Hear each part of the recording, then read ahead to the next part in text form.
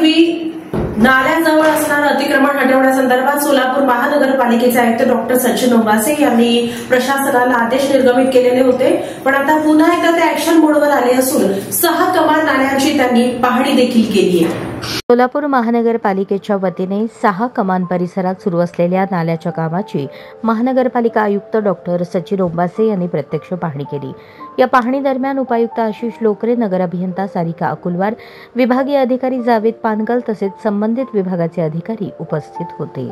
6 कमान परिसरात ब्रिजच्या खालून सुरू होणाऱ्या नाल्याचे खोदकाम सुरू असून या ठिकाणी नाल्याचा प्रवाह सुरळीत ठेवण्यासाठी आणि परिसरातील पाणी निचरा व्यवस्थित व्हावा यासाठी आयुक्त डॉक्टर ओंबासे यांनी अधिकाऱ्यांना आवश्यक त्या सूचना दिल्या। तसेच नाल्याचे काम दर्जेदार व नियोजित पद्धतीने पूर्ण करण्याचे निर्देश देत त्यांनी कामाचा वेग वाढवण्याचेही आदेश दिले। नागरिकांना पावसाळ्यात अडचण निर्माण होऊ नये यासाठी सर्व संबंधित विभागांनी समन्वयाने काम करण्याचे आवाहन डॉक्टर ओंबासे यांनी यावेळी केले।